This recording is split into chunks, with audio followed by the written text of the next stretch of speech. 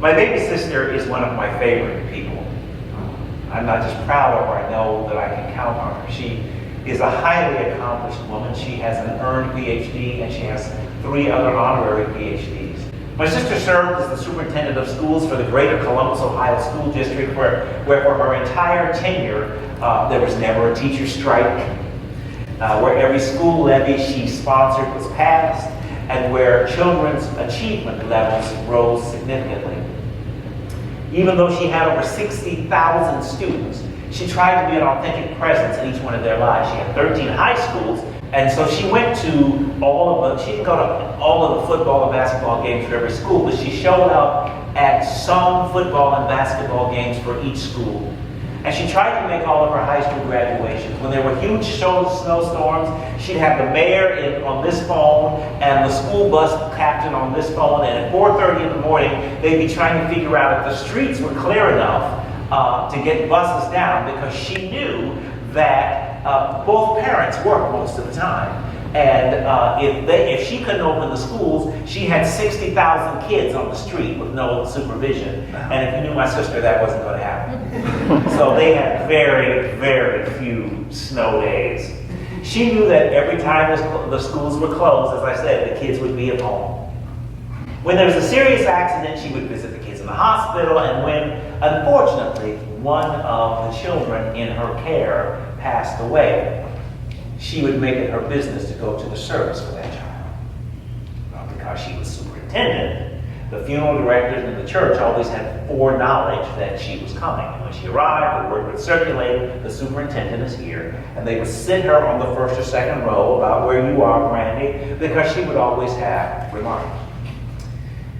So, when one young National Merit Scholar passed away, as usual, she was ushered in, and they ushered her on the very visible second row. After about 5 minutes, right before the service started, the same usher came forward and leaned close to my sister's ear and said, "Excuse me, Dr. Harris, but we're going to have to ask you to move back 1 row." My sister said to me, she thought, "Me move back? I can't wait to see who they're going to put in my seat.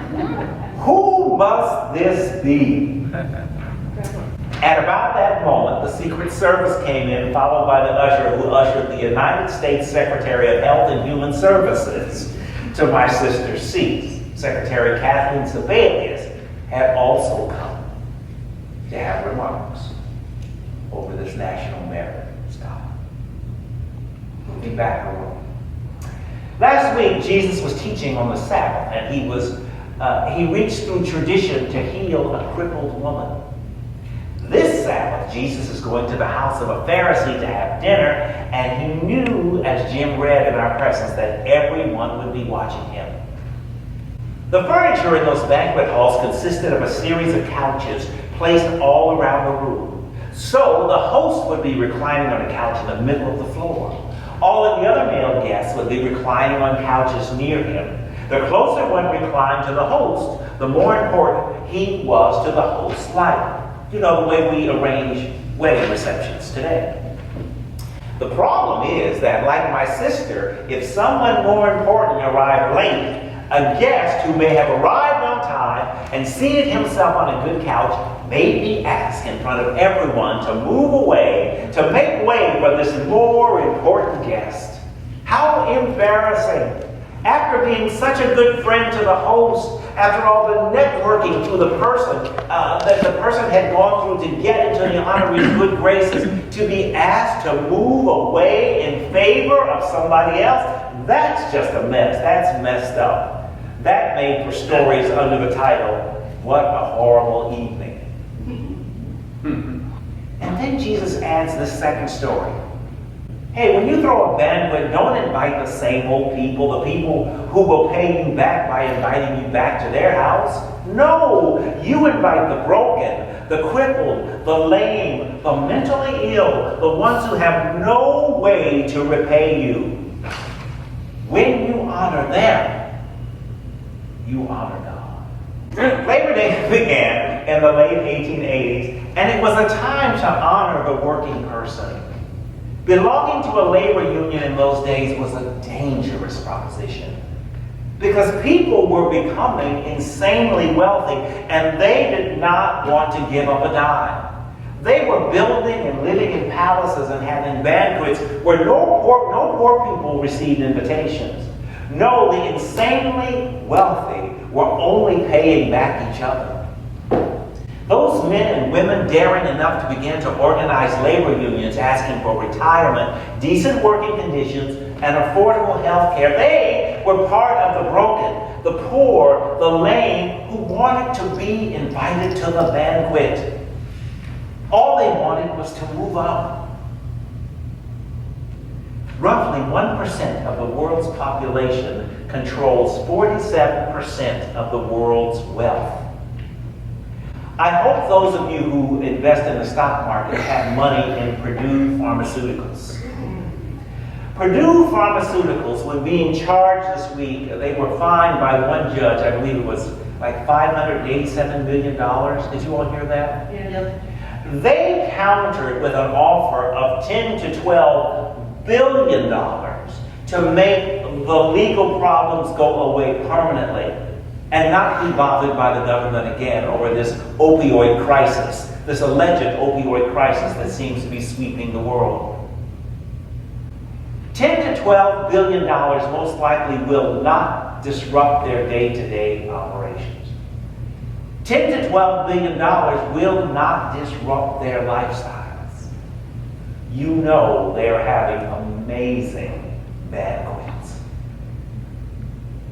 This is also fascinating and a bit incriminating. You and I are also included in that 1% of the world's wealth.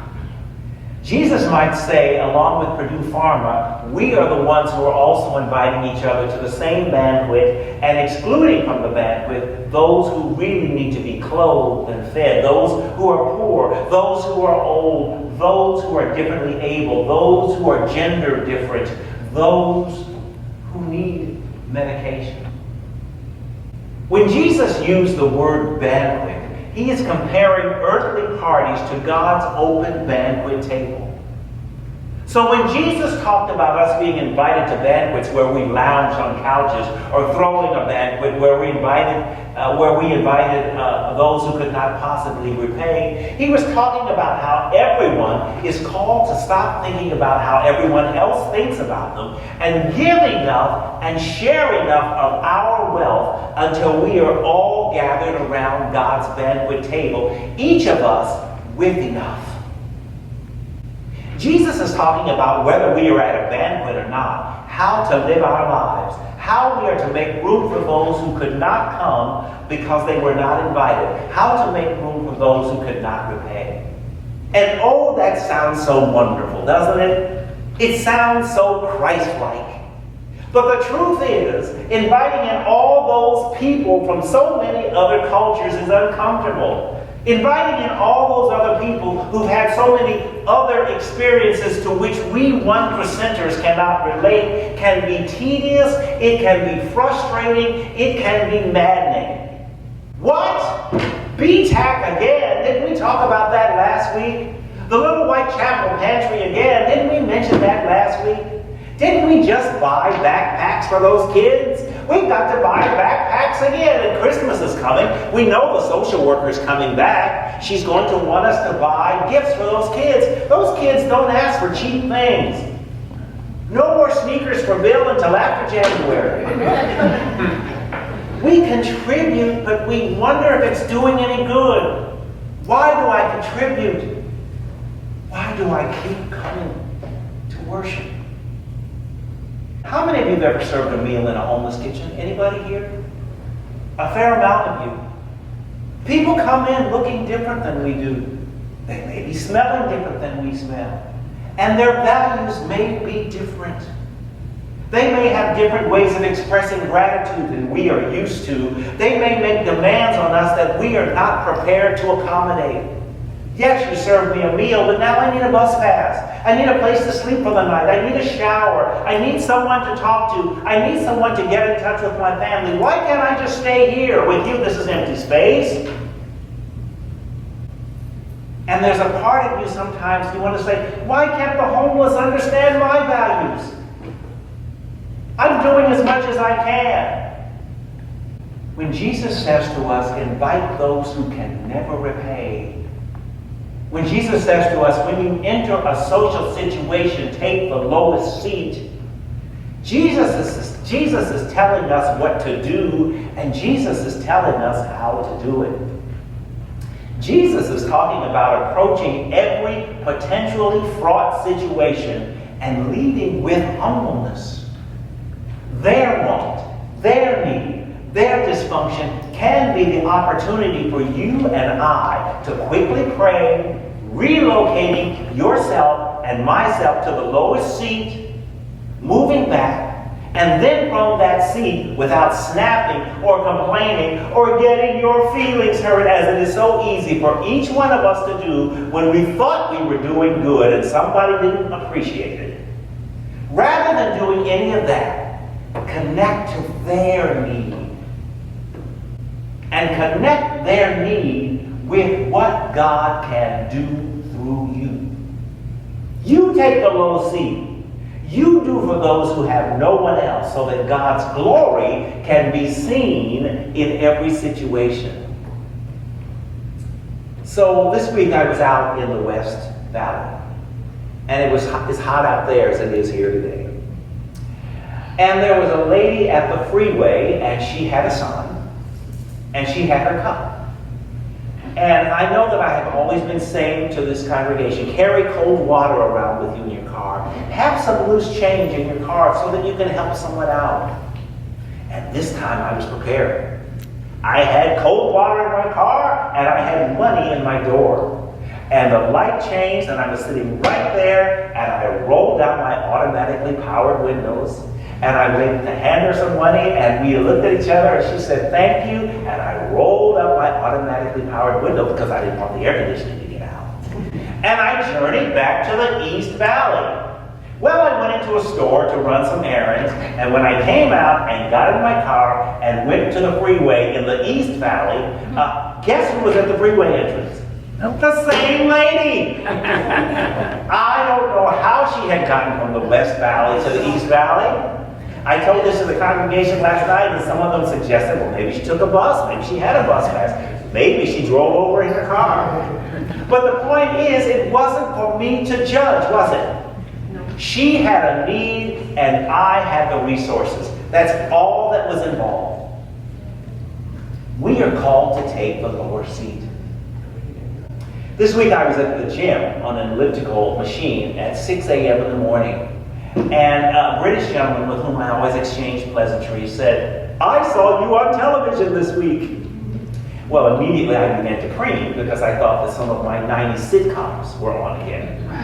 He said, no, you were on Channel 2 talking about the Little Whitechapel food pantry. So, okay, my smile may have gone in a little bit, but I was still smiling. He said, you look great. And that was a wonderful message you gave for the Little Whitechapel food pantry. I'm going to be by with my family this week, and we're going to put something in that pantry. Well, I left grinning from ear to ear because I had been the spokesperson for my church, and a difference had been made. The next day, when I got to Little Whitechapel, Annette had a funny look on her face. She said, you weren't here.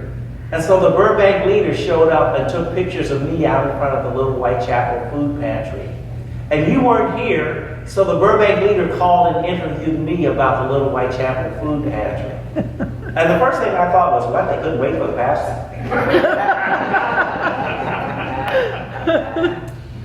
But the God in me rejoiced. That was my invitation to move back to a lower seat, wasn't it? Because that food pantry belongs to God. And it needs all of the voices. It needs all of the important people it can find lifting it up. Let all of the voices of Little Whitechapel and this neighborhood and this city and this internet invite to the banquet all of those who have never been invited before. Let's invite all of those who can